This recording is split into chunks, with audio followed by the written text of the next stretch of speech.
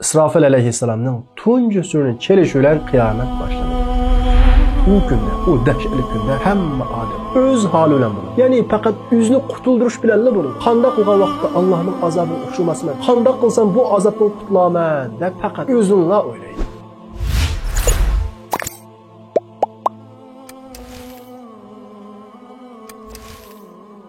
İsrafil aleyhisselam Allah'ın buyruğu bilen sürünü şundaq bir çalıdı ki, onun avazını asman zimindeki Allah xalığan kişilerden başka bütün məxluqatlarının hemmisi anlaydı. Şundaqla o avazdan nayt korkudu ve çüçüydü. Allah Teala bu ahvalını Kur'an-ı Kerim'de bayan kılıp وَيَوْمَ يُنْفَخُ فِي السُّورِ فَفَزِعَ مَنْ فِي السَّمَاوَاتِ وَمَنْ فِي الْأَرْضِ إِلَّا مَنْ شَاءَ اللّٰهِ. O günde sür çenidi Allah xalığan kişilerden başka asman zimindeki bütün məxluqatlar o avazını anlap ulanı nayt korkunç basıdı.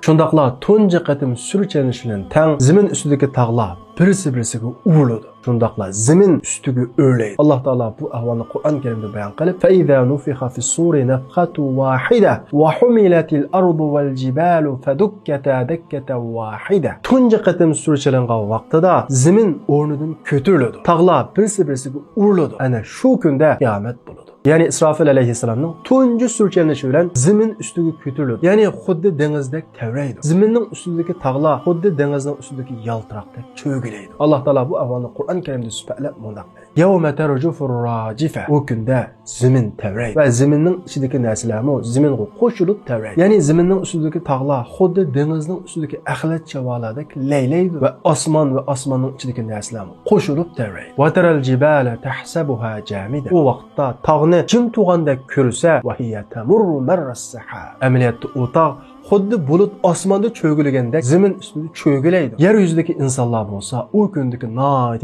dahshatli ovozdan va ziminning tavrishidan, osmonning tavrishidan, zimin ustidagi tog'larning birisi-birisiga uvulishidan nayt qo'rqidi. Va o gündeki qo'rqinish tufayli bolasini emitayotgan ayol bu qini untiydi. Ya'ni quldi bo'lsa quldan tushib ketadi. Homildor ayollarning bo'yidan ajrab ketadi. Alloh taolo bu dahshatli kunni sifatlab Qur'on Karimda mundaq deydi. Yawma tarawnaha tadhalu kullu murdi'atin amma arda'at. O kunda bolasini emitayotgan ayollarning hammasi o'zining bo'qini untiydi. Va tada'u kullu zati hamlin hamlaha. Homildor ayollarning hammasining bo'yidan ajrab ketadi. Va taran nasa sukara va ma hum bisukara. Kishilarni mas holatda ko'rsa, va ma hum bisukara. Walakin azaballohi shadid. Amaliyatda ular mas emas, lekin Allohning azobi nayt dahshatli qattiq. O kundagi ovoz tog'larning birisi-birisiga uvulishi, ziminning tavrishi, osmonning tavrishi tufayli kishilar hushidan ketgan, aqlini yo'qotgan mastet bo'lib qoladi.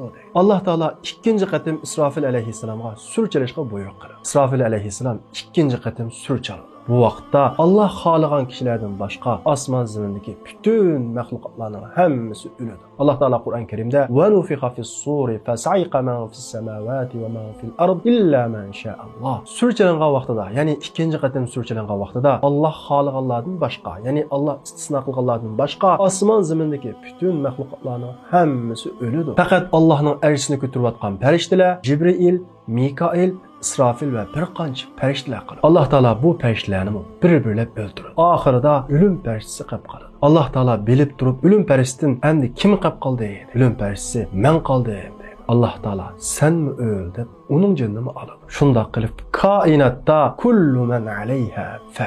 Allah'tan başka bütün məxluqatların hemmisi ölüdü. وَيَبْقَى وَجْهُ رَبِّكَ ذُو الْجَلَالِ وَالْإِكْرَامِ. Fakat Allah Celle Celaluhu qaladı. فَإِذَا النُّجُومُ طُمِسَتْ. Asmandaki yıldızlar öçüp yerge tökülüşke başlaydı. وَإِذَا السَّمَاءُ فُرِجَتْ. Asman yerildi. وَإِذَا الْجِبَالُ نُصِفَتْ. Tağ xuddi shamalda uçup yürügen çang tuzandek tuzup gidildi. وَإِذَا الْبِحَارُ سُجِّرَتْ. Denizler ot bulup köyüdü. O günde asman iritilgen mistek buludu. وَتَكُونُ الْجِبَالُ كَالْعِهْنِ. Tağ bolsa titretilgen yongdek buludu. Andan Allah Teala asmanni xuddi kitapni qatlagandek qatlap o'ng qo'lda tutadi. Andan ziminni qatlap sol qo'lda tutadi. Va anal malik aynal mutakabbirun aynal jabbarun. Mana men podshoh. Haqiqiy podshoh men. Qani cho'ngchilar, qani zo'migarlar, qani zolimlar, hakavur cho'ngchilar, qani dunyoning podshohi men, dunyoning egisi men degan hakavurlar qani deydi. hech yerdan sado kelmaydi. Ondan keyin Alloh taolo osmon va zaminni boshqa bir osmon va zaminga almashtiradi. Ya'ni zaminni hech qanday qon to'kilmagan, hech qanday gunoh ishlanmagan pokiz bir zaminga aylantiradi. Ondan keyin Alloh taolo yomg'ir yog'diradi. Bu vaqtda kishilarning hammasining suvaklari chirib ketgan bo'ladi. Ammo faqat quyruq so'nggilar qolib qoladi. Payg'ambarimiz Muhammad alayhissalom hadisda insonning butun a'zolarining hammasi chiriydi, faqat quyruq so'ngi chirmaydi. Va minhu yurakkabu xalqu yawmal qiyamah. Ana shu quyruq so'ngdan butun mahluqotlar qiyomat kuni tirildiriladi deydi. Darvaqa u kunda yomg'ir yoqqandan keyin xuddi payg'ambarimiz Muhammad alayhissalom xabar bergandek butun insonlar ana shu quyruq so'ngidan o'sidi. Xuddi o'simlik o'sgandek o'sib tiriladi. Har bir odam qanday holatda o'lgan bo'lsa, shunday holatda tiriladi. Namoz o'qib turib vafot topgan bo'lsa, namoz o'qigan holatda tirildiriladi. Haj qilib turib vafot topgan bo'lsa, talbiya aytgan holda tirildiriladi. Jazoni o'simiga odam xuddi jin chaplashib olgan sarangdek tirildiriladi. Umum mulkni, ya'ni boshqalarning haqqini yevagan odam shu yevagan narsaning hammasi bo'yniga otilgan holda tirildi. Shunday qilib butun insoniyatlarning hammasi tirildirilib bo'lgandan keyin Alloh taolo arishni ko'taruvchi farishtalar Isrofil alayhissalom va boshqa bir qancha farishtalarni tirildiradi. Ondan keyin Alloh taolo Isrofil alayhissalomga 3-qatim surchilishga buyruq qiladi. Thumma nufixa fihi ukhra fa idahum qiyamun yanzurun. Ondan keyin surchilanganda, ya'ni 3-qatim surchilanganda butun insoniyatning hammasi o'rtugan holda Alloh taoloning nimaga buyuradiganligiga qarab turadi. Shundaqla nihoyat qo'rqinch bilan qarab turadi. Çünkü bu ovozni anglagan vaqtida bütün odam qo'rqinchdan o'z holi bilan bo'lib qoladi. Alloh taolo Qur'oni Karimda fa iza ja'atis-saha o surning ovozi kelgan vaqtida hamma odam o'z holi bilan bo'lib qoladi. Fa iza nufixa fis-suri fala ansaba baynahum yawma idin wa la yatasaalun. Surchilangan vaqtida tuqqanlarning orasidagi tuqqanlik mavjud bo'lmay qoladi. Ya'ni o kundagi qo'rqinch, o kundagi dahshat tufayli tuqqanlarning birisi-birisiga qolgudek holi bo'lmaydi. Va la yatasaalun. Birisi-birisining ahvolini qanday so'maydi. Hatta uning gunohi mangib qolami deb birisi-birisidan qochadi. Ondan keyin Alloh taolo butun insoniyatning hammasini qiyomat maydoniga to'planishga buyruq qiladi. Kishilarning hammasi yalang'oyoq, yalang'och, ya'ni onadan tug'ma holda Alloh buyruq qilgan joyga hashr qilinadi. Hazrat Oysha bu hadisni anglagandan keyin payg'ambarimiz Muhammad alayhissalomga: "Ey Rasululloh, kishilar birisi-birisiga qarab sanmamdi?" deb so'raydi. Payg'ambarimiz Muhammad alayhissalom: "Ya Oysha, al-amru ashaddu min an yanzura ba'duhum ila ba'd." Ey Oysha, u kundagi ahvol boshqalarga qarashdimi dahshatli qattiq bo'ladi deydi. Ya'ni u kundagi qo'rqinch va dahshat ichida bir odamning boshqalarning ichilib qolgan yeriga qarg'udakmi holi bo'lmaydi deydi. Amaliyotda o'zimiz shohid bo'lgan yatarvash yoki o't ofatiga o'xshash bir hodisada deb tasavvur qilaylik. Shu hodisalarning ichida boshqalarning ichilib qolgan yeriga qarg'udak holimiz bo'lamdi? Aslo bo'lmaydi. Hammamiz o'zimizni qutuldirishdan bo'lamiz. Qiyomatdagi dahshat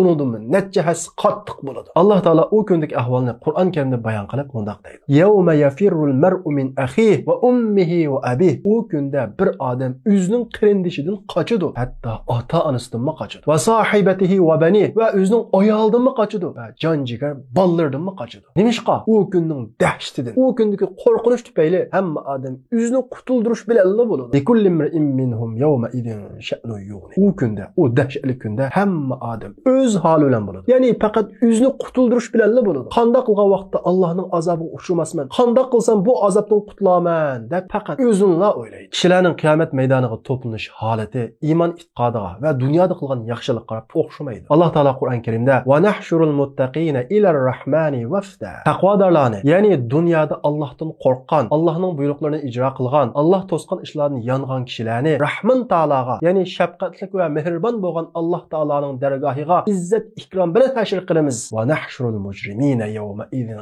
zurqa. Jinoyatchilarni, zo'migarlarni, zolimlarni bo'lsa qor yuz holda hashr qilamiz deydi. Va shundaqla va nahshuruhum yawmal qiyamati ala wujuhihim umyan va bukman va summa. Ularni, ya'ni zolimlarni, kofirlarni, mushriklarni, murtadlarni qiyomat kunisi yuzi bilan mengib emas, yuzi bilan so'rab qarg'u, gacha holda hashr qilamiz deydi. Demak, dunyoda qilgan yaxshiligimiz qiyomat maydoniga mangan vaqtimizda mevasini berishga boshlaydi. Masalan, Allohning zikridan yuz o'rgan, ya'ni islomdan yuz o'rgan kishilar qarg'u, ya'ni ama har holda hashr qilinadi. Ikki ayolga o'yinib, ikki ayolning o'tirisida odillik qilmagan erlarning yuzining bir qismi yo'q holda hashr qilinadi. O'zi ehtiyoji bo'lmay turib tilamchilik qilgan, shundaqla ehtiyoji yo'q turib o'ngdan kelsimi elib, so'ldan kelsimi olgan, ya'ni ehtiyoji yo'q turib kishilardan bir narsa olgan va so'g'an kishilarning yuzining go'shi yo'q holda hashr qilinadi. Ilm o'rganib, ilmini yetkazmagan kishilar so'rasa deb bermagan, ularga o'rgatmagan kishilar bo'lsa, ularga o'tdan yugan silingan holda hashir qilinadi. Zolimlar va zolimlarga yordam bergan kishilar zolimlarga o'xshash holda,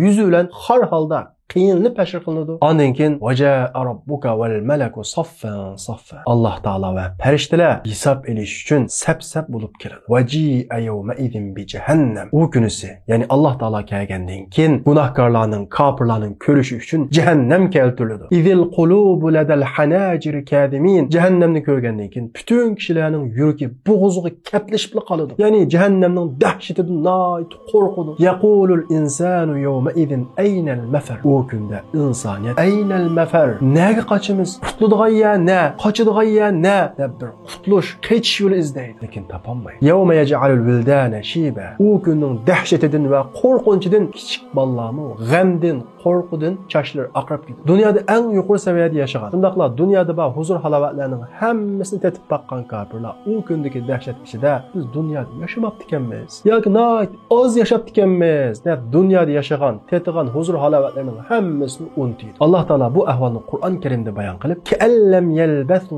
illa sa'atan minan nahar." Kofirlar u kunning dahshatini ko'rgan vaqtida biz dunyoda nayt oz muddat yashabdi ekanmiz. Ya'ni yo'qning barobar yashab ekanmiz deb his qiladi deydi. Ya'ni u kundagi dahshat va qo'rqinchning qattiqligidan garchi dunyoda 60-70 yil shuncha farog'at ichida yashagan bo'lsa-mu, hammasini unutdi. Qiyomatning bu dahshatini ko'rgan zolimlar va kofirlar dunyodagi butun boyliqlarning hammasini bir bo'lsa-mu, bu azobdan qutulishni xohlaydi. Ya'ni kofirlar qiyomat kunisi-mu hamma narsani shu pul dunyosiga tayiniblar hal qilmoqchi bo'ladi. Va ma lahum min nasiri. Lekin u kunda ularga yordamchi bo'lmaydi. Pullari ularni qutuldira olmaydi. Mansablari dunyodagi obro'ylari ularni qutuldirolmaydi. Alloh taolo Qur'on Karimda "Yavaddul mujrimu law yaftadi min azabi yawma idin bi bani." Mujrimlar, ya'ni zo'migarlar, zolimlar u kunida o'zining bolalarini berib u azobdan qutulishni xohlaydi. Mayli kofir bo'lsin, mayli musulmon bo'lsin, hatto hayvonlarning o'zining bolasiga qanchalik mehribon, qanchalik shafqatli, qanchalik omroq ekanligini hammamiz bilamiz. Ana shundoq mehribon ota-ona u kundagi dahshat ichida shu jonjigar bolasini, "Ey Alloh, bu bolamni ol, bu azobga bu bolamni sol, meni qutuldir, meni saqlab qol" deb mushuni umid qiladi. Lekin har bir odam o'zining azobini o'zi tortadi. Shunday qilib insoniyatning hammasi qiyomat maydoniga to'planib, Allohning hisob elishini kutib, bu vaqtda quyosh ularga yaqinlaydi. Har bir odam o'zining iymon e'tiqodi va qilgan amaliga qarab, quyoshning issiqida ba'zi ushqig'ichilik, ba'zi tizg'ichilik, ba'zi quloq tuyg'uchilik perguchimi. Ya'ni havo qattiq isib ularning boshlari qaynaydi, usab chanqab ketadi. Lekin u vaqtda Havz-i Kevser'den başqa su, Allah'ın ersinin sayesinden başqa hech qanday yerda soy bo'lmaydi. O vaqtdagi chanqash va issiqlik shu darajada bo'ladi ki, kofirlar "Akhrijni walau ilan-nar." Ey Rabbim, bizni do'zaxga tashlasanmi tashlab, bu azobdan qutuldursang deb Allohga yalvaradi. Ammo mu'minlar uchun peshin namozi bilan asr namozining oraliqidagi vaqt chek beriladi. Ya'ni nihoyat qisqa beriladi. Ammo shunday dahshatli issiq va nihoyat chanqigan vaqtida mu'minlardan 7 turli kishi Allohning arshisining soyidashga muyassar bo'ladi. Buncha dahshatli, buncha chanqigan kunda Allohning arshisining soyidashga muyassar bo'ladigan 7 turli kishilar zodi kim? Bizmi ularning qatoridan bo'la olamdik? Hisob maydonidagi ahvollar qanday bo'ladi? Bu haqdagi tafsilotlar qiziqsanglar, diqqatinglar kelarki darsimizda bo'lsin.